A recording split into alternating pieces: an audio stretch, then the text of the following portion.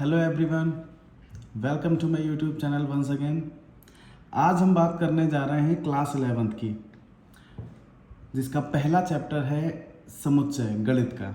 आज हम UP board से पढ़ेंगे, मतलब हिंदी मीडियम की बात करेंगे। इंग्लिश मीडियम का पहली एक्सरसाइज का वीडियो ऑलरेडी आ चुका है, आप जाके चेक कर सकते हैं। बाद बाकी इसका डिस्क्रिप्शन में भी मैं आपको लिंक दे दूंगा सीबीएसई बोर्ड वालों को। बात करेंगे आज हम पहले चैप्टर जिसका नाम है समुच्चय। इसकी पहली प्रश्नावली 1.1। इसको स्टार्ट करने से पहले हम इसकी सारी चीज़ें समुच्चय के बारे में जानेंगे, इसका पूरा कॉन्सेप्ट क्लियर करेंगे, किसे कहते हैं समुच्चय, क्या क्या इसमें और हमें जानना है, लिखने का तरीका, कितने तरीके होते हैं, बाद बाकी सारी चीज़ें। चलिए शुरू करते हैं हम सबसे पहले कि आपके चैप्टर का ही नाम है, आपका पहला पार्ट जिसका नाम है समुच्चय, अंग्रेजी में सेट्स कहते हैं। तो समुच्चय होता क्या है, चलिए शुरू करते हैं। सबसे पहले हम बात करें समुच्चय होता क्या है। समुच्चय को बड़े 2 शब्दों में या 4 शब्दों में इसकी परिभाषा जानिए।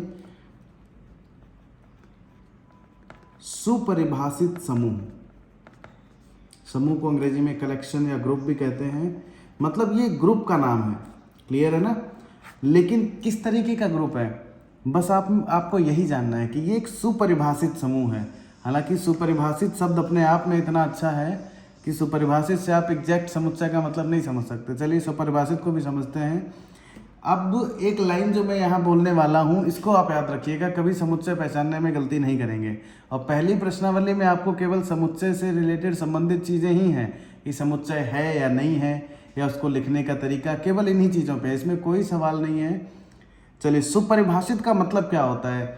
समूह का मतलब तो समझते हैं कि ग्रुप, क्लियर है ना।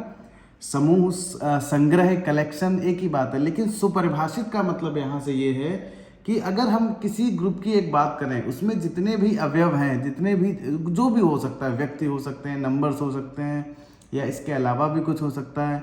अगर मैं केवल ग्रुप का नाम ले दूं तो उसमें जितने भी लोग हैं, जितने भी मेंबर्स हैं, वो चाहे मैं आपसे पूछूं या किसी से भी पूछूं, आपके दोस्त से पूछूं या A to Z किसी से भी, उसका आंसर चेंज नहीं होना चाहिए।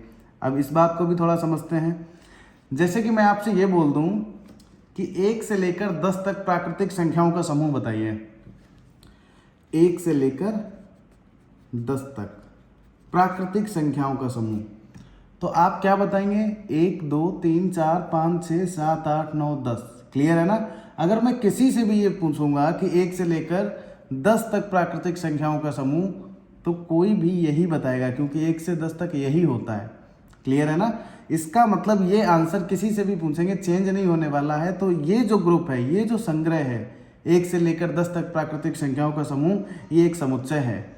अब इसमें कैसे आंसर चेंज होता है, जैसे समझिए, मैं आपसे ये कहूँ कि आप दुनिया के सबसे अच्छे 5 बॉलर्स, जो बल्लेबाज होते हैं ना और गेंदबाज होते हैं, तो अभी बॉलर्स की बात कर रहे हैं, या बल्लेबाज की भी बात कर सकते हो, बैट्समैन की भी। तो 5 जो सर्वश्रेष्ठ गेंदबाज हैं, उनका आप ग्रुप बताइए। तो आप हो सकता है कि अपने 5 में किसी और का नाम लें। जैसे कोई मुझसे पूछेगा, मैं बोल दूंगा संदीप शर्मा, जसप्रीत बुमराह, क्लियर है ना। और भी कोई 3 गिना दूंगा, लसित मलिंगा। लेकिन अगर मैं किसी और से पूछूं तो उसका हो सकता है उसके 5 बॉलर्स में 1 2 यही हो, या एक भी ये ना हो, चेंज हो जाएगा, समझ रहे हैं ना। तो दुनिया के सर्वश्रेष्ठ 5 बल्लेबाजों का, 5 गेंदबाजों का, या इस तरीके के जो सवाल हैं, इस तरीके के जो ग्रुप हैं, इसका आंसर चेंज हो जाएगा। तो ये एक समुच्चय नहीं है। चलिए एक और एग्जांपल देखते हैं। मैं आपसे कहूँ कि हमारे अंग्रेजी कैलेंडर में जो 7 दिन होते हैं, उनका समुच्चय बताइए, वो उनका समूह बताइए। तो आप संडे से लेकर और सैटरडे तक ये 7 दिनों के नाम बताएंगे। अगर मैं किसी से भी पूछूंगा तो वो भी यही बताएगा। इसका मतलब 7 दिनों का ये जो संग्रह है, ये जो समूह है, ये एक सुपरिभाषित समूह है, क्लियर है ना। तो ये जो है एक समुच्चय कहलाएगा। अगर मैं बात करूं इसी तरीके से कि 12 महीनों का समूह बताइए, तो 12 महीने का समूह जनवरी से लेकर दिसंबर तक, अंग्रेजी की बात कर रहे हैं क्योंकि हिंदी में तो अलग होते हैं, ठीक है ना, चैत्र मास उस तरीके से होते हैं।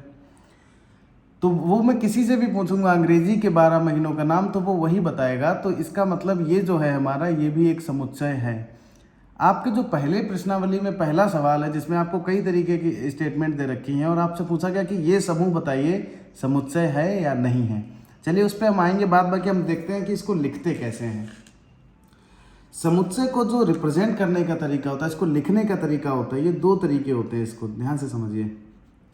इसका निरूपण जो होता है, रिप्रेजेंट मतलब निरूपण, लिखने का तरीका। एक तो हम इसको रोस्टर फॉर्म में लिखते हैं, रोस्टर विधि,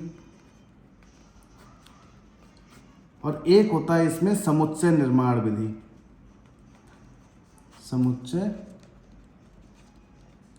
निर्माण विधि। चलिए इन दोनों तरीकों को ही समझना है हमें बस। तो रोस्टर विधि में कैसे लिखा जाता है, जैसे कि मान लीजिए कोई एक एग्जांपल ले लें, हम यही ले लें, हम मान लीजिए 1 से लेकर 10 तक के प्राकृतिक संख्याओं का समुच्चय ले लेंगे।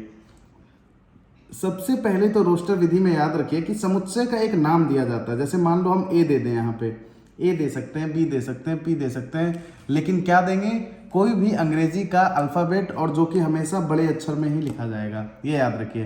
तो सबसे पहले तो आप समुच्चय का नाम लिखेंगे, ए बी सी डी या जेड तक कोई भी हो सकता है। उसके बाद आप बराबर का साइन लगाएंगे।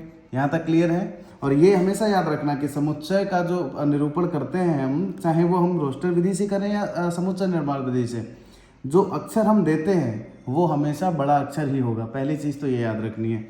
उसके बाद देखिए, हम कुछ कोष्टक बचपन से पढ़ते आए हैं, 3 तरीके का कोष्टक। एक तो ये होता है छोटा वाला कोष्टक, एक होता है ये जिसे बनाने में लोगों को थोड़ी सी समस्या भी आती है, मुझे भी आती है, इसको क्या बोलते हैं, मंझला कोष्टक, और एक होता है बड़ा वाला कोष्टक। क्लियर है ना। समुच्चय जो लिखा जाता है वो हमेशा कोष्टक में ही लिखा जाता है, और वो कौन सा कोष्टक होता है, मंझला कोष्टक। मतलब समुच्चय को जो भी हम उसमें लिखेंगे, उसको हम समुच्चय का नाम देने के बाद में मंझले कोष्टक में ही लिखेंगे। क्लियर है ना। चलिए ये चीज़ भी ठीक है। अब हम बात करते हैं इसके अंदर लिखेंगे क्या। इसके अंदर हम वही लिखेंगे जो उस ग्रुप में मेंबर्स हैं, जो सदस्य हैं, जिनको हम अवयव बोलेंगे। जैसे कि 1 से लेकर 10 तक की अगर हम बात करें तो कौन कौन से नंबर्स हैं इसमें, 1, और इसको हमेशा कॉमा लगा के लिखेंगे, 2 3 4 5 6 7 8 9 और 10। क्लियर है ना। ये आपने लिख दिया। हालांकि इसको आप ऐसे भी लिख सकते हैं कि अगर आप पूरे 10 नहीं लिखना चाहते हैं, जैसे यहाँ पे 10 के बजाय 50 होते, 100 होते, तो मैं 1 से 100 तक बोल देता, तो आप 1 2 आगे के लिख दें और फिर डॉट डॉट करके लास्ट के लिख दें बस। क्लियर है ना। अगर मैं आपसे बोल दूं कि सभी प्राकृतिक संख्याओं का समुच्चय, तो अब सभी में आप कहाँ तक लिखेंगे, तो हम बस उसको डॉट डॉट करके दिखा देते हैं। जैसे अगर मैं सभी प्राकृतिक संख्याओं का समुच्चय बताऊं, ध्यान से समझिए, सभी प्राकृतिक संख्याओं का समुच्चय, हालांकि उसको हम एक पार्टिकुलर नंबर n से भी डिनोट करते हैं कि n, तो ये क्या हो गया, 1 2 3, और कहाँ तक लिखेंगे तो आगे हम डॉट डॉट कर देंगे। तो एक चीज़ यहाँ पे और भी समझ लीजिए समुच्चय के प्रकार में, कि जिसमें निश्चित होते हैं कि 1 से 10 तक, इसको हम बोल देते हैं परिमित समुच्चय। ये कैसा है, परिमित। और जिसमें हमें पता ही नहीं कितने अवयव हैं, डॉट डॉट करके दिखाना पड़ता है, इसको हम बोलते हैं अपरिमित। तो एक पॉइंट ये भी याद रखना है। क्लियर है ना। अब जैसे अगर मैंने आपसे पूछा था महीनों के नाम का समुच्चय, समुच्चय है ये, तो मैंने बता ही दिया था, क्योंकि वो किसी से भी पूछोगे वो वही आंसर रहेगा। मतलब ये एक सुपरिभाषित समूह है, सुपरिभाषित समूह को हम क्या बोलते हैं, समुच्चय। क्लियर है ना, सुपरिभाषित समूह। तो इसको हम जैसे मान लीजिए कोई सा भी एक नाम दे दें, ए, तो इसमें हम कैसे लिखेंगे, जनवरी फरवरी मार्च अप्रैल और पूरा दिसंबर तक। आप चाहो पूरा भी लिख सकते हो, यही बताया था। क्लियर है ना। और ये परिमित है क्योंकि ये इसमें गिने चुने 12 हैं। समझ रहे हैं ना। ये हमने जो अभी लिखा है, आपको नाम फिर से समझ लीजिए, कैपिटल लेटर से आप नाम लिखेंगे, फिर बराबर का साइन लगाएंगे, और आपको मंझले कोष्टक में सारे अवयव लिखने हैं जितने भी उसमें उपस्थित हैं। बाद बाकी इनके बीच में कॉमा लगाना है। क्लियर है ना। अब इसमें एक चीज़ ये समझिए, जो उसके अंदर मेंबर्स होते हैं उसको हम क्या बोलते हैं, अवयव। अंग्रेजी में एलिमेंट्स भी बोलते हैं इसको, अवयव। सदस्य भी बोल सकते हैं आप। क्लियर है ना, सदस्य भी बोल सकते हैं। वैसे अवयव शब्द हिंदी में ज़्यादा प्रचलित है, लेकिन सदस्य भी बोला जाता है। अंग्रेजी में इसको मेंबर्स भी बोलते हैं, एलिमेंट्स भी बोलते हैं। चलिए बात करते हैं अब हम इसी समुच्चय को, अगर हमें समुच्चय निर्माण में लिखना पड़े, क्योंकि पहली प्रश्नावली में आपको केवल समुच्चय पहचानना है, और आपको एक रोस्टर विधि में दे दिया जाएगा, कहेगा समुच्चय निर्माण में बदलो, समुच्चय निर्माण में दे दिया जाएगा, कहेगा रोस्टर में बदलो। चलिए अलग अलग तो हमें लिखना पहले सीख ले। चलो पहले इसकी बात करते हैं, समुच्चय निर्माण को कैसे लिखेंगे। 1 से लेकर 10 तक की ही बात कर लें पहले हम। क्लियर है ना। अभी इसी को हमने लिखा था रोस्टर विधि से, अब इसी समुच्चय को हम लिखेंगे समुच्चय निर्माण से। कैसे लिखेंगे, इतना हमें इसमें भी लिखना है कि एक कैपिटल लेटर, बराबर का साइन और मंझला कोष्टक। लेकिन यहाँ पे इसके अवयव नहीं लिखेंगे, इसमें हमने सारे अवयव लिख दिए थे। क्लियर है ना, 1 2 3 4, और ये हमारा बन गया था रोस्टर विधि। अब इसमें हम केवल लिख देंगे, उसको मान लेंगे कि मान लो ए में है x, बस हो गया, ये लिख गया। लेकिन अब आपको बचा हुआ काम जो करना है वो केवल इतना सा है कि x है क्या, इस चीज़ को आपको पूरा परिभाषित करना है। इसके बाद में हम इस तरीके से एक रेशियो का साइन लगाएंगे और इसको पढ़ते क्या हैं, इसको पढ़ते हैं सच दैट। क्या पढ़ते हैं, वैसे तो हिंदी में भी पढ़ सकते हैं सच दैट, ऐसे ही पढ़ा जाता है क्योंकि अंग्रेजी आप हर जगह नहीं बोल सकते पूरी, ना पूरी हिंदी बोल सकते हैं। आप हिंदी में बातचीत करते समय भी बहुत सारे शब्द ऐसे इस्तेमाल करते हैं जो कि अंग्रेजी के ही होते हैं। चलिए, सच दैट इसका मतलब है इस प्रकार कि हम a बराबर x, लेकिन x है क्या, इस प्रकार है कि x एक प्राकृतिक संख्या है। क्लियर है ना, ये 1 से 10 तक प्राकृतिक संख्या है ना। x को डिफाइन करेंगे कि x में क्या है, x एक प्राकृतिक संख्या है, लेकिन प्राकृतिक संख्या कहाँ तक है, 1 से 10 तक। क्लियर है ना, तो या तो हम इसको ही एक यहीं पे लिख देते कि x एक से लेकर 10 के बीच प्राकृतिक संख्या, या इसी को ऐसे भी लिख सकते हैं कि x की वैल्यू क्या है, 1 है और 1 से ज़्यादा भी है, मतलब x इज इक्वल टू 1 और 1 से ज़्यादा भी है और 10 है और 10 से कम भी है, तो उसकी लिमिट इस तरीके से दे देंगे। क्लियर है ना। चलिए दूसरा हम ले लेते हैं। दूसरा एग्जाम्पल हमने इसमें दिया था, ये सभी प्राकृतिक संख्याओं का समुच्चय अपरिमित वाला, इसको हम कैसे लिखेंगे, a बराबर x। बस हो गया। अब x को केवल परिभाषा, हर समुच्चय में समुच्चय निर्माण विधि में a बराबर x इतना लिख दो, इसके बाद में ये चिन्ह लगाओ। अब x है क्या वो बता दो, x एक प्राकृतिक संख्या है, इसमें तो हमने कोई लिमिट नहीं लगाई, सारी प्राकृतिक संख्याएं, तो आप केवल इतना लिख सकते हैं कि या तो ऐसे लिख दें x एक प्राकृतिक संख्या है, या ऐसे भी लिख सकते हैं। चलिए पहले इसी को लिख दें, वैसे सीधा भी लिख सकते थे कि x belong to n for natural number, x एक प्राकृतिक संख्या है। बस इसको भी समझ लें।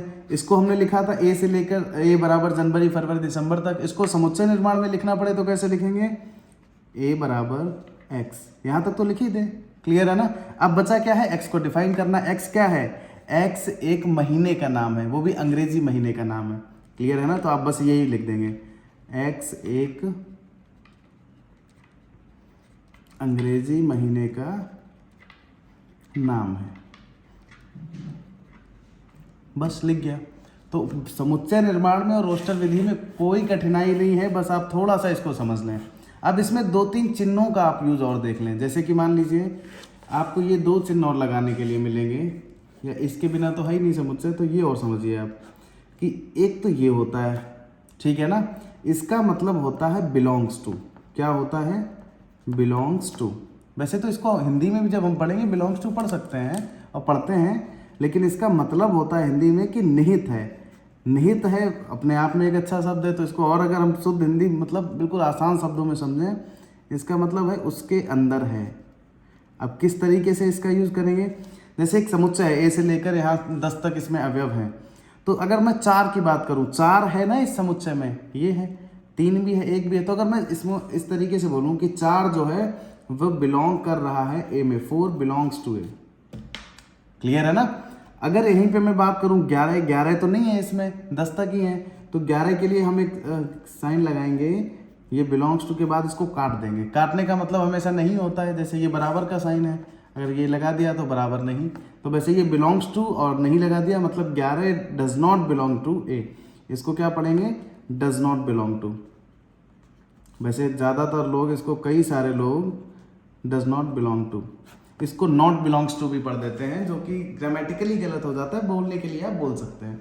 क्लियर है ना, क्योंकि हम गणित पढ़ रहे हैं, यहाँ ग्रामर नहीं पढ़ रहे हैं, लेकिन फिर भी आप शुद्ध बोले तो ज़्यादा बेहतर।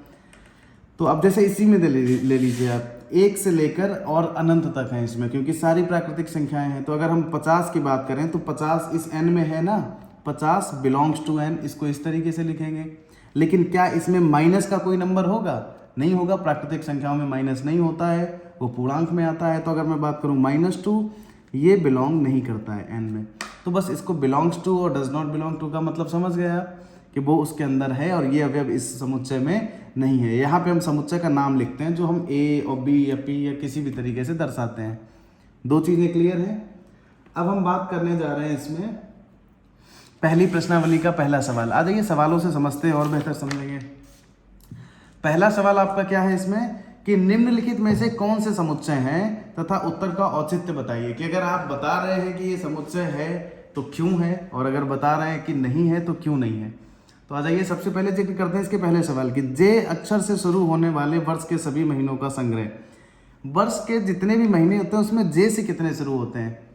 तो आप थोड़ा सा दिमाग लगाओ, दिमाग का थोड़ा सा 10 सेकंड का टाइम लो और एक बार बारे में से देख लो कि जे से कौन कौन से शुरू है। एक तो जनवरी शुरू है, जून है और जुलाई है, इसके अलावा कोई नहीं है। तो मतलब 3 महीने हमारे ऐसे हैं जो जे से शुरू है। ये बात अगर मैं आपको बोल रहा हूँ कि 3 महीने, यही आप बताएंगे, यही किसी से भी पूछेंगे कि जे से शुरू होने वाले महीने बताओ, तो कोई भी यही 3 बताएगा। इसका मतलब कि ये एक सुपरिभाषित समूह है, इसका आंसर चेंज नहीं होने वाला है। तो ये जो है एक समुच्चय है। तो हम इसमें बस इसी तरीके से लिखेंगे। क्या लिखेंगे कि यह एक समुच्चय है क्योंकि जे से शुरू होने वाला संग्रह कैसा है? सुपरिभाषित है। क्लियर है ना? बस औचित्य लिख दिया हमने। और अगर यही पे मान लीजिए कोई ऐसा होता, ये समुच्चय नहीं होता, तो हम लिख देते ये समुच्चय नहीं है क्योंकि ये सुपरिभाषित संग्रह नहीं है। क्लियर है ना? दूसरा क्या है? भारत के 10 सबसे अधिक प्रतिभाशाली लेखकों का संग्रह, राइटर्स, जो आपकी नज़र में सबसे ज़्यादा प्रतिभाशाली हैं। तो क्या ये समुच्चय है? अब देखिए, प्रतिभा किसी की हम नाप तो सकते नहीं, ये तो पसंद की बात होती है। मेरी नज़र में कोई और लेखक बहुत प्रतिभाशाली है, मैं अगर अपनी लिस्ट बनाऊंगा तो हो सकता है मैं अलग लेखकों का नाम लिखूं। कोई अमेरिका वाला, वो अमेरिकन लेखकों को ज़्यादा प्रायोरिटी देगा। क्लियर है ना? आपकी बात करें, हो सकता है आपको दिनेश क्या नाम, हाँ, जितने भी लेखक हैं, मुझे हिंदी में बहुत ज़्यादा लेखकों के नाम भी याद नहीं है। क्लियर है ना? तो अलग अलग, मैथिली शरण गुप्त किसी को पसंद है, किसी को दिनकर जी पसंद है, किसी को प्रेमचंद जी पसंद है, तो अलग अलग लेखक हैं। तो सबसे अधिक 10 प्रतिभाशाली लेखकों का आंसर अगर आप पूछेंगे तो ये पर्सन टू पर्सन चेंज हो सकता है। क्लियर है ना? और बल्कि होएगा। तो 10 सबसे प्रतिभाशाली लेखकों का संग्रह जो है ये सुपरिभाषित समूह नहीं है। अब सुपरिभाषित समूह नहीं है तो ये समुच्चय नहीं है, तो इसमें यही चीज़ लिख देंगे हम कि यह एक समुच्चय नहीं है क्योंकि यह एक सुपरिभाषित संग्रह नहीं है। आप चाहो तो वो लाइन भी लिख सकते हो कि यह व्यक्ति दर व्यक्ति बदल सकता है। क्लियर है ना? विश्व सर्वश्रेष्ठ 11 बल्लेबाजों का संग्रह, इसका एग्जाम्पल, इसका जिक्र भी हम कर रहे थे कि दुनिया के सबसे प्रतिभाशाली सर्वश्रेष्ठ 11 बल्लेबाजों का ग्रुप बनाओ। तो देखिए, अब जैसे एक एप्लीकेशन आते हैं अलग अलग, ड्रीम 11 या कोई से भी अलग, तो अगर मैं आपसे बोलूं तो आप अलग खिलाड़ी चुनते हो, वो अलग चुनते हैं, वो अलग चुनते हैं, हर व्यक्ति अलग अलग खिलाड़ी चुनता है। ड्रीम 11 में तो चलो हम उनकी बात करेंगे जो खेल रहे हैं, बाद बाकी भी अगर मैं आपसे बोलूं कि जो नहीं भी खेल रहे हैं, पूरी दुनिया के हज़ारों खिलाड़ियों में से सबसे अच्छे 11 खिलाड़ी बताओ, तो आपका आंसर अलग होगा, मेरा अलग होगा और हर व्यक्ति का अलग होगा। हो सकता है कुछ कॉमन भी हो, लेकिन वो अलग होगा। समझ रहे हैं ना? तो ये एक सुपरिभाषित समुच्चय नहीं है, तो ये एक सुपरिभाषित संग्रह नहीं है, तो ये समुच्चय नहीं है। इसमें भी यही बात लिख देंगे कि यह एक समुच्चय नहीं है। और आगे की पूरी बात आप खुद लिख लेना, क्योंकि ये एक सुपरिभाषित संग्रह नहीं है। क्लियर है ना? आपकी कक्षा के सभी बालकों का संग्रह, आपके क्लास में जो बच्चे हैं, चाहे आपके किसी भी क्लास की बात करें, आपके जहाँ स्कूल में पढ़ते हैं उसकी, कोचिंग पढ़ते हैं उसकी, तो अगर आपकी क्लास में 10 बच्चे हैं, 15 हैं, 20 हैं, 50 हैं या 100 हैं, तो वो रजिस्टर्ड है ना सारे, कि आपके रजिस्टर में नाम लिखा है, वही बच्चे हैं जिन्होंने एडमिशन लिया है। तो अगर मैं आपसे पूछूं, हो सकता है आपको अभी याद ना हो, लेकिन आप एग्जैक्टली अगर रजिस्टर देखेंगे तो बता देंगे ना कि ये बच्चे हैं, इतने हैं। किसी भी बच्चे से पूछेंगे तो वो भी उन्हीं बच्चों का नाम लेगा, क्योंकि वही बच्चे ही पढ़ रहे हैं। तो ये किसी भी क्लास के आपके बच्चे से पूछ लें या टीचर से पूछ लें तो वो उन्हीं बच्चों का नाम लेगा। क्लियर है ना? इसका मतलब ये व्यक्ति दर व्यक्ति बदलने वाला नहीं है, तो यह एक समुच्चय है। यह एक समुच्चय है, आगे वही लिख देंगे, क्योंकि यह एक सुपरिभाषित संग्रह है। क्लियर है ना? चलिए, 100 से कम प्राकृतिक संख्याओं का संग्रह। तो 100 से कम प्राकृतिक संख्याएं कहाँ से शुरू होती है, कहाँ पे खत्म होती हैं? 1 से लेकर 99 तक। तो आप किसी से भी पूछेंगे तो वो भी यही बताएगा। तो 100 से कम प्राकृतिक संख्याओं का संग्रह जो है वो एक समुच्चय है। समझ आ रहा है ना? यह एक समुच्चय है। आगे करके वही आप अपनी बात लिख देंगे पूरी, क्योंकि यह एक सुपरिभाषित संग्रह है। क्लियर है ना। चलिए अगले क्वेश्चंस की बात करते हैं। इसमें हम पहले ही क्या अगला, लेखक प्रेमचंद द्वारा लिखित उपन्यासों का संग्रह। तो प्रेमचंद जी ने जो उपन्यास लिखे हैं अपनी जिंदगी में, वो रिकॉर्ड्स में है ना कि 1 लिखा, 2 लिखे, 10 लिखे, 20 लिखे, और जितने भी लिखे वो फिक्स्ड हैं। अगर आप मुझसे पूछेंगे, भले मुझे याद ना हो, लेकिन मैं आपको देख के एग्जैक्टली बता दूंगा। आपसे पूछेंगे, आपको याद नहीं होगा, आप एग्जैक्टली बता दोगे देख के। क्लियर है ना। मतलब ये कि भले हमें देखना पड़े वो अलग बात है, लेकिन उपन्यासों का जो संग्रह है वो फिक्स्ड है, ये बदलने वाला नहीं है कि आप कुछ और बताएंगे मैं कुछ और बताऊंगा। क्लियर है ना। तो इसका मतलब ये जो है एक समुच्चय है, यह एक समुच्चय है। और आगे क्या लिखेंगे, वही, क्योंकि यह एक सुपरिभाषित संग्रह है, यह एक सुपरिभाषित संग्रह है।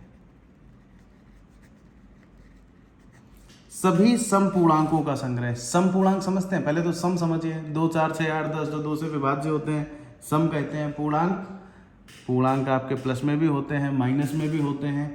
तो 2, 4, 6, 8, 10, 12 आप चले जाइए अनंत तक, प्लस में भी, और -2, -4, -6, -8 माइनस में भी। तो किसी से भी पूछोगे वो यही बताएगा। क्लियर है ना। इसका मतलब ये भी एक समुच्चय है।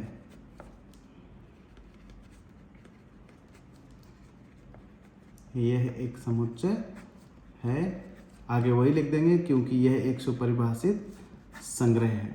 क्लियर है ना। इस अध्याय में आने वाले प्रश्नों का संग्रह। अब देखिए मेरी बुक में भी इस प्रश्नावली में, इस चैप्टर में जितने भी क्वेश्चन हैं वही हैं, आपके में भी वही हैं, किसी के भी हम पूछेंगे जो NCERT, UP board, CBSE board पढ़ रहा है, तो उसकी पहले चैप्टर में पहली प्रश्नावली में यही सवाल है। क्लियर है ना। तो इसका जो प्रश्नों का संग्रह है इस अध्याय में आने वाले, वो भी एक सुपरिभाषित समूह है। तो यह भी एक समुच्चय है, यह एक समुच्चय है। क्यों है, क्योंकि यह एक सुपरिभाषित संग्रह है। क्लियर है ना। यह पर्सन व्यक्ति दर व्यक्ति बदलने वाला नहीं है। अगला क्या है, विश्व के सबसे अधिक खतरनाक जानवरों का संग्रह। देखिए अब यहाँ पे सोचना पड़ेगा कि दुनिया के सबसे अधिक खतरनाक। अब खतरनाक जैसी चीज जो है, किसी को मान लीजिए सांप से बहुत डर लगता है, मुझे बहुत डर लगता है, लेकिन एक मेरा दोस्त है वो सांप को पकड़ लेता है। भले सांप को जानवर माने ना माने, लेकिन यहाँ पे आप टू दी पॉइंट बात समझिए। किसी को शेर से बहुत ज़्यादा डर लगता है, उसकी नज़र में विश्व का सबसे खतरनाक जानवर हो सकता है शेर। लेकिन आपने यूट्यूब पे और इंस्टाग्राम पे बहुत सारे वीडियोस देखे होंगे कि शेर के साथ दोस्ती है लोगों की, हक करते हैं वो। समझ रहे हैं ना। मतलब अगर मैं अपने हिसाब से सबसे खतरनाक बताऊं तो हो सकता है किसी व्यक्ति के हिसाब से वो खतरनाक ना हो। इसका मतलब ये है कि ये व्यक्ति दर व्यक्ति राय बदल सकती है। तो ये एक समुच्चय नहीं है, यह एक समुच्चय नहीं है। बस इसमें 9 सवाल थे आपके, और केवल यही पूछा था कि ये समुच्चय है कि नहीं है, और इसमें पूरी बात लिख देंगे, क्योंकि औचित्य भी पूछ रहा है, क्योंकि यह एक सुपरिभाषित समूह नहीं है। आगे बात कर दो। आपको एक समुच्चय दे दिया गया, देखिए ये कौन सी विधि में है, एक बार नजर डालिए। अभी बताया था समुच्चय का नाम है, बराबर है, और उसके बाद में अवयव है कॉमा लगा के। तो ये कौन सा हो गया, रोस्टर विधि। क्लियर है ना। चलिए बात करें। मान लीजिए ए बराबर इतना आपको दे दिया है समुच्चय। रिक्त स्थानों में आपको प्रतीक भरना है, बिलोंग्स टू या डज नॉट बिलोंग टू। तो कोई कठिन नहीं है। पहला देखिए 5 है, 5 इसमें है 5, तो 5 के लिए हम लगाएंगे ये वाला चिन्ह कि 5 बिलोंग करता है। अब 8 है, इसमें नहीं है, तो 8 के लिए हम लगाएंगे ये वाला चिन्ह। क्लियर है ना। आगे आ जाओ। 0 है, इसमें नहीं है, तो लगाएंगे ये चिन्ह, डज नॉट बिलोंग टू। 4 है, इसमें है, तो लगाएंगे बिलोंग्स टू, निहित है इसमें। 2 है तो बिलोंग्स टू, 10 नहीं है तो डज नॉट बिलोंग टू। इसमें कोई कठिनाई नहीं होनी चाहिए। चलिए आगे की बात करें। तीसरा प्रश्न आपको क्या कह रहा है इसमें, ये अगर देखें आप, ये कौन सा तरीका है, a बराबर x और फिर x को डिफाइन किया गया, तो ये आपका समुच्चय निर्माण विधि है। क्लियर है ना। आपको सवाल में पूछा क्या गया, निम्नलिखित समुच्चय को रोस्टर विधि में लिखिए।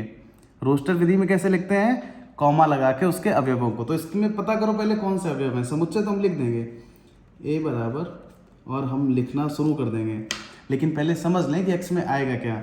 x एक पूर्णांक है। x के बारे में क्या बताया जा रहा है, एक तो पूर्णांक है। पूर्णांक क्या होता है, पूर्णांक होते हैं जो माइनस के अनंत से लेकर प्लस के अनंत तक जाते हैं। मतलब 0 से लेकर 0 1 2 3 4 इधर भी जाते हैं नंबर लाइन पे और इधर माइनस में भी जाते हैं। क्लियर है ना? तो एक पूर्णांक है और -3 से बड़ा है। -3 से बड़ा कहाँ पे आता है? देखिए अगर नंबर लाइन हम छोटी सी बनाए यहाँ पे तो इधर इस तरीके से आता है -1 -2 -3, इधर 1 2 3। तो -3 से तो बड़ा है, मतलब बड़ा इधर होता है। तो -3 से बड़ा क्या है? -2 है, -1 है, फिर 0 है, फिर 1 है, फिर 2 है और कहाँ तक है? 7 से छोटा है, मतलब 6 तक है। तो इसमें क्या आएगा? -3 से बड़ा है तो -2 -1। और अगर जिनके दिमाग में ये चल रहा है कि -2 -3 से कैसे बड़ा है, तो आपको पता होना चाहिए कि माइनस में संख्या जितनी बड़ी होती है वो उतनी ही छोटी मानी जाती है। तो -2 -1 फिर 0 फिर 1 फिर 2 3 4 5 और 6। अगर यहाँ पे ऐसे बराबर का भी साइन लगा होता तो हम 7 को भी लेते, लेकिन उसने कहा कि 7 के बराबर नहीं है, 7 से छोटा ही है। समझ रहे हैं ना? चलिए अब बी में क्या है, चलो पहले तो हम लिखेंगे इसको। चलिए 6 से कम है और एक प्राकृतिक संख्या है। प्राकृतिक संख्या 1 से शुरू होती है और ये 6 से कम है। इसका मतलब इसमें कहाँ तक है? 5 तक है। 1 2 3 4 और 5। क्लियर है ना? और ऐसे कॉमा लगा के लिख देंगे, ऐसे ही तो लिखते हैं हम रोस्टर को। अगला क्या कह रहा है, ध्यान से समझिए। सी बराबर हम क्या लिखेंगे इसमें? x 2 अंकों की संख्या है। 2 अंकों की संख्या 10 से लेकर 99 तक होती है, लेकिन जिसके अंकों का योगफल 8 है। तो 10 तो नहीं है, 10 को अंकों का योगफल आप जोड़ लो, 1 और 0 1 ही आएगा। 11 को जोड़ लो, 1 और 1 2 ही आएगा। 12 को जोड़ लो, 1 और 2 3 ही आएगा। 8 कब आएगा? 17 में। तो पहली नंबर तो पहला संख्या हमें मिल गया 2 अंकों की जिसका योग 8 है, 17। इसके बाद 20 तक कोई नहीं है, फिर कौन सी आएगी? 2 और 6 26। क्लियर है ना? फिर 3 लो तो इधर 5 बचेगा, 35। फिर 4 लो तो 4 आएगा, 44। फिर 5 3 53। फिर 6 2 62। फिर 7 और 1 71। क्लियर है ना? इसके अलावा आप कुछ भी लोगे तो वो या तो 2 अंकों की संख्या नहीं होगी या उसके अंकों का योगफल 8 नहीं होगा। तो इसमें केवल आपकी इतने ही नंबर्स आएंगे। क्लियर है ना? चलिए अगला सवाल पढ़ते हैं हम, चौथा इसका, कि d बराबर x। x एक 60 की अभाज्य भाजक है। भाजक समझते हैं ना, जिसका भाग देते हैं। तो 60 में किसका किसका भाग जाता है? अगर आप इसको थोड़ा सा डीपली समझेंगे तो देखिए, मैं इसको एक अलग तरह से बताता हूँ आपको। 60 की अभाज्य भाजक है। 60 में किसका किसका भाग जाता है? 2 से ज्यादा,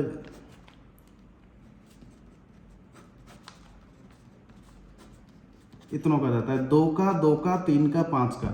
और एक बहुत ज़रूरी बात जो मैंने आपको नहीं बताई अभी तक, बताना भूल गया मैं, कि समुच्चय में कोई भी अंक हम दोबारा नहीं लिखते हैं। क्लियर है ना? मतलब इसमें 60 के अभाज्य जो भाजक हैं वो 2 2 3 5 है, लेकिन इसका मतलब क्या है कि हम इसमें 2 को 2 बार नहीं लिखेंगे। समुच्चय में कोई भी अवयव रिपीट नहीं होता है।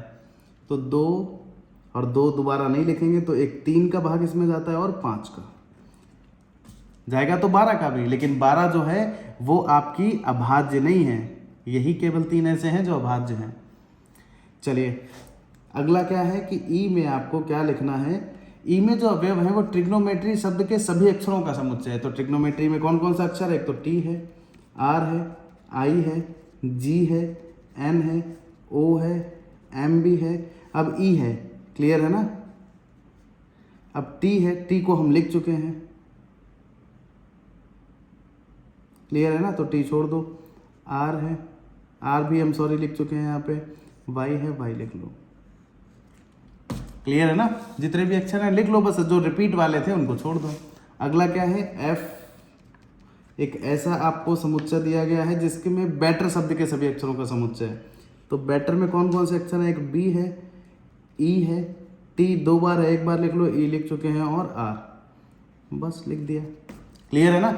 इस तरीके से आपका ये सवाल था। प्रश्न 3 में और भी हो सकते हैं, नहीं 6 ही सवाल थे, जिसमें आपको रोस्टर फॉर्म में देके और आपको क्या नाम समुच्चय निर्माण में देके रोस्टर फॉर्म में लिखना था, हमने लिख दिया। अब प्रश्न 4 इसका अपोजिट है कि आपको इसमें ये जो लिखा हुआ है सामने आपको दिखाई पड़ रहा होगा कि ये आपके रोस्टर फॉर्म है। क्लियर है ना? अब इसमें आपको किस में लिखना है? समुच्चय निर्माण रूप में लिखना है। तो समुच्चय निर्माण में हमको कोई दिक्कत नहीं, हम सीधा देखो, इसमें नाम इसने नहीं दिया ए बराबर, तो हम भी नहीं देंगे। समुच्चय में क्या है? केवल एक्स है, इतना तो सब में ही लिखना है। बट एक्स है क्या, इसको डिफाइन करना है। अब देखिए यहाँ पे एक्स क्या है? 3 6 9 12। अब इसको थोड़ा सा आप समझिए, एक सीरीज पकड़िए, आपको हमें इसको एक ग्रुप में लिखना है, तो हम इसको क्या लिख सकते हैं, ये क्या है, एक है 3 गुणे 1 मतलब 3, एक है 3 गुणे 2 मतलब 6, एक है 3 गुणे 3 मतलब 9, एक है 3 गुणे 4 मतलब 12, यही तो है। मतलब इसको हम किस रूप में लिख सकते हैं, इसको हम लिख सकते हैं 3m, क्लियर है ना, 3x 3p, कुछ भी लिख सकते हैं। अब हमने यहाँ पे x दे रखा है तो हम x लिख देंगे।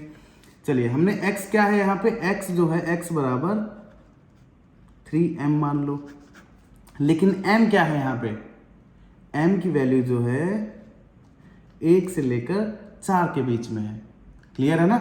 चलिए, बस हमें यही दर्शाना है कि वो हमारी बात से हम ऐसा कुछ लिखें कि जब उसको दोबारा से वो कन्वर्ट करें तो केवल यही आना चाहिए। x बराबर क्या है, x बराबर 3m, मान लो m लिख दिया, p लिख दो, q लिख दो, r लिख दो, कुछ भी लिख दो, x बराबर 3m। बट m में आप कुछ भी नहीं रख सकते हो, 1 रख सकते हो, 2 3 और 4। मतलब जो x की वैल्यू है वो 1 हो सकती है और 1 से ज़्यादा भी हो सकती है, और 4 भी हो सकती है और 4 से कम, बस इतनी वैल्यू है। तो हमने लिख दिया इसको समुच्चय निर्माण में कि ये हमारा x है, और x है क्या, x है 3m, ठीक है ना। इसको आ जाओ, ये क्या है, 2 4 8 16 32, इसको आप पकड़िए, ये कौन सी फॉर्म लिखी हुई है, ध्यान से समझिए। बस आपको इसमें इतना ही दिमाग लगाना पड़ता है, इसीलिए कई लोग इसको कठिन मान लेते हैं कि 2 है 4 है 8 है 16 है 32 है। अब ये क्या चीज़ है, ध्यान से समझिए। इसको हम बोल सकते हैं क्या, 2 की पावर 1, इसको क्या बोल सकते हैं 2 की घात 2, इसको क्या बोल सकते हैं 2 की घात 3, इसको क्या बोल सकते हैं 2 की घात 4, इसको 2 की घात 5। मतलब ये सारा आपका क्या है, इसको एक रूप में क्या बोल सकते हैं 2 की घात n या m। लेकिन n की वैल्यू क्या है, 1 से लेकर 5 तक, 1 भी है और 5 भी है। तो यहाँ पे आपको समुच्चय निर्माण में कुछ करना तो है नहीं, केवल ये लिखना है कि ये x है, बस x को डिफाइन करना है कि x बराबर 2 की पावर n, क्लियर है ना। और n की वैल्यू क्या है, 1 से तो ज़्यादा है और 1 भी है, और 5 से कम है और 5 भी है, बस हो गया। अब ये है 5 25 125 625, ये 5 की घात 1, ये 5 की घात 2, ये 5 की घात 3 और ये 5 की घात 4। तो आप यहाँ पे लिख दीजिए x क्या है, 5 की घात n, और n की लिमिट आप चढ़ा दें कि 1 भी है, 1 से ज़्यादा भी है, क्लियर है ना, और 4 भी है, 4 से कम भी है, बस। अब ये क्या है, 2 4 6 और डॉट डॉट डॉट डॉट, मतलब लास्ट कहाँ हमें नहीं पता। तो 2 4 6 8 10 12 ये क्या है, ये सारी सम संख्याएं होती हैं। मतलब हम इसमें क्या लिखेंगे, x है ये हमारा, ये तो इतना तो लिखना ही है, x है क्या, x एक सम प्राकृत संख्या है या प्राकृत सम संख्या है, क्योंकि सम तो -2 भी हो सकता है लेकिन प्राकृतिक नहीं, तो हम सम प्राकृत में केवल यही आएगा, और लिमिट हमें देनी नहीं है क्योंकि वो अनंत तक है। 1 4 9 100, थोड़ा दिमाग लगाइए, 1 को क्या लिख सकते हैं, 1 का वर्ग, 4 को क्या लिख सकते हैं, 2 का वर्ग, ये 3 का वर्ग। देखिए ये कौन सी सीरीज बन रही है, इसको समझिए।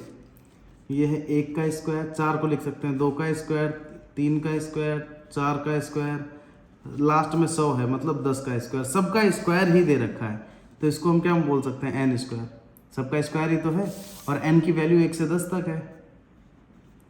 तो x है हमारा, और x किस तरीके से, x है n स्क्वायर, और n की वैल्यू क्या है, 1 भी है, 1 से ज़्यादा भी है, और 10 है, 10 से कम भी है, लिख दिया, क्लियर है ना। इस तरीके से आपको लिखना है, आप इसको समझ लीजिए दोबारा से। चलिए अब हम बात करने जा रहे हैं इसके 5वें सवाल की। 5वां सवाल क्या कह रहे हैं, निम्नलिखित समुच्चय के सभी अवयवों को सूचीबद्ध कीजिए। ये जो हम लिखते हैं ना, ब्रैकेट बंद कर देते हैं, ये सूचीबद्ध ही होता है। तो कह रहा है कि 1 बराबर x, और x क्या है, एक विषम प्राकृतिक संख्या है, इसमें जितने अवयव हैं वो लिखें आप। तो देखिए x एक विषम प्राकृतिक संख्या है, विषम प्राकृतिक संख्या 1 3 यही तो होती है, विषम भी है प्राकृतिक भी है, 5 7 9 कहाँ तक जाएगा नहीं पता, तो इसको हम डॉट डॉट करके दिखा देते हैं, बस कर दिया सूचीबद्ध। मतलब आपको इसमें भी आपको समुच्चय निर्माण में दिया गया, हमें रोस्टर फॉर्म में लिखना है। चलिए लास्ट क्या है इसका, सेकंड, मतलब लास्ट नहीं सेकंड, कि b बराबर x, x एक पूर्णांक है और x की वैल्यू जो है वो -1/2 से ज़्यादा है, 9/2 से कम है। 9/2 का मतलब क्या है, 2 चौकू 8 दशमलव 5, मतलब ये है 4.5 से कम है, और 1/2 का मतलब है आधा, आधे माइनस का आधा उससे ज़्यादा है। पूर्णांक जो होता है वो दशमलव में नहीं चलता है, क्लियर है ना। तो आधे से ज़्यादा जो पूर्णांक, आधे के बिल्कुल नज़दीक पूर्णांक आएगा, इससे बड़ा वो आएगा 0, क्योंकि -1 और 0 के बीच में है ना -1/2, तो ये आ जाएगा आपका 0 है इसमें। फिर 0 के बाद पूर्णांक 1 है, 2 है, 3 है, 4 है, 5 नहीं आएगा। क्यों नहीं आएगा? क्योंकि उसने कहा 4.5 से कम है, 4.5 से कम 4 ही है। चलिए 4.5 को क्यों नहीं लिया? क्योंकि वो पूर्णांक नहीं होता, पूर्णांक की बात कर रहे हैं। x एक पूर्णांक है और इस तरीके का है x कि अगर उसका वर्ग कर दें तो या तो 4 आए या 4 से कम रहे, ज़्यादा नहीं होना चाहिए। तो आ जाओ, देखिए एक तो अब यहाँ पे एक चीज़ आपको समझनी पड़ेगी कि अगर हम 2 का वर्ग करें 4 आएगा, तो -2 का भी अगर वर्ग करेंगे 4 ही आएगा। माइनस की किसी भी संख्या का अगर हम वर्ग करेंगे तो वो 4 ही आएगा, मतलब प्लस का आएगा, 4 नहीं आएगा, प्लस का आएगा। जैसे कि 3 का वर्ग 9, तो -3 का भी वर्ग 9, क्लियर है ना। वर्ग करने पे माइनस हट जाता है। क्यों हट जाता है? क्योंकि माइनस का 2 बार गुणा हो जाता है तो वो प्लस बन जाता है। चलिए, तो यहाँ पे सबसे पहले तो हम 1 रख सकते हैं, 1 है हमारे इसमें, क्योंकि 1 का वर्ग करोगे 4 से कम ही रहेगा, तो -1 भी है, तो 1 और -1, ठीक है। 2 का वर्ग करिए, 2 का वर्ग करेंगे 4 रहेगा, और -2 का वर्ग करेंगे तो भी 4 रहेगा। 0 का वर्ग करेंगे 0 गुणे 0, वो भी 0 ही रहेगा, और 0 - 0 एक ही बात। तो इसमें हमारे पास क्या है? -2 भी है, -1 भी है, 0 भी है, 1 भी है, 2 भी है। समझ रहे हैं ना? हो गया। अगला क्या कह रहा है? x क्या है? लॉयल शब्द का एक अक्षर है, तो L हो सकता है, O है, Y है, A है। L दोबारा है, नहीं लिखेंगे। x वर्ष का एक महीना है जिसमें 31 दिन नहीं होते हैं। अब पहले तो ये बताओ 31 दिन होते किस में हैं? तो ये जो है वर्ष में किस में कितने दिन होते हैं, ये याद रखने का हर व्यक्ति का अपना अपना एक तरीका होता है जो दिमाग में याद रखता है। कई लोग इसको याद रखते हैं ऐसे अंगूठे पे गिन के कि ये इतने दिन के होते हैं। कई लोग जून, नवंबर जान के, अप्रैल, सितंबर, 30 इस तरीके से करते हैं। कुल मिला के आपको पता होना चाहिए कि आपके उसमें कितने महीने आपके 31 के होते हैं, कितने 30 के होते हैं, कितने 28 के। चलिए मैं यहाँ पे लिख के देता हूँ आपको एक बार।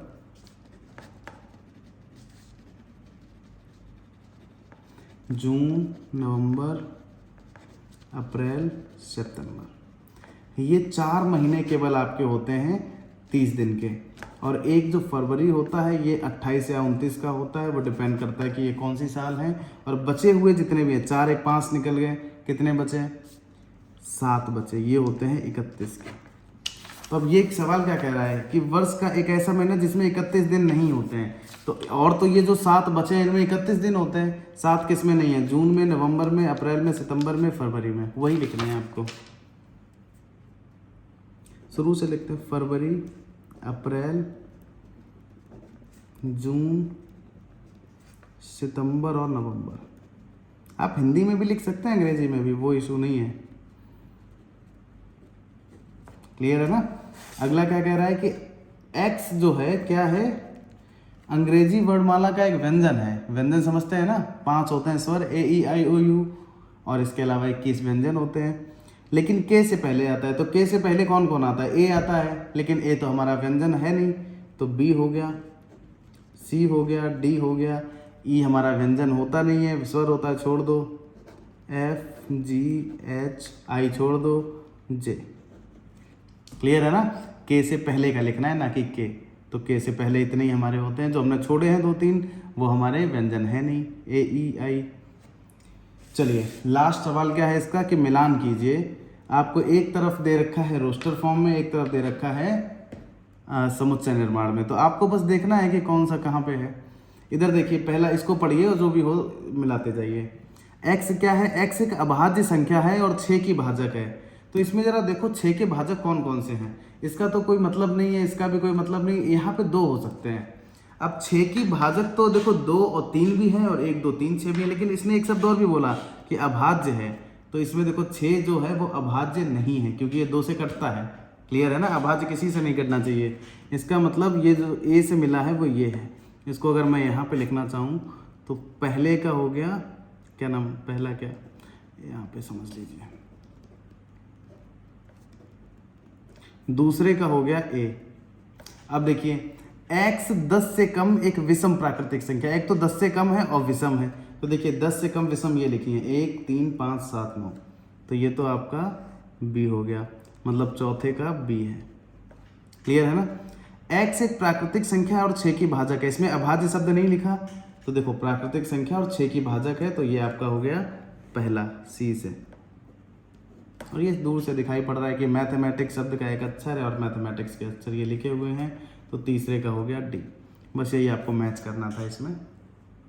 उम्मीद करते हैं आपको चीज़ें समझ आई। जो नहीं समझ आया है उसको आप दोबारा फिर से देखें, कमेंट बॉक्स में पूछें, और अगर समझ आ गया है तो लगातार चैनल से जुड़े रहने के लिए चैनल को सब्सक्राइब करें अगर अभी तक नहीं किया है, क्योंकि इसकी दूसरी प्रश्नावली बहुत ही जल्दी इस पर अपलोड की जाएगी। और न केवल गणित का बल्कि सारे सब्जेक्ट्स का आपको इसमें मिलेगा, यूपी बोर्ड, सीबीएसई बोर्ड 8 से लेकर 12 तक का।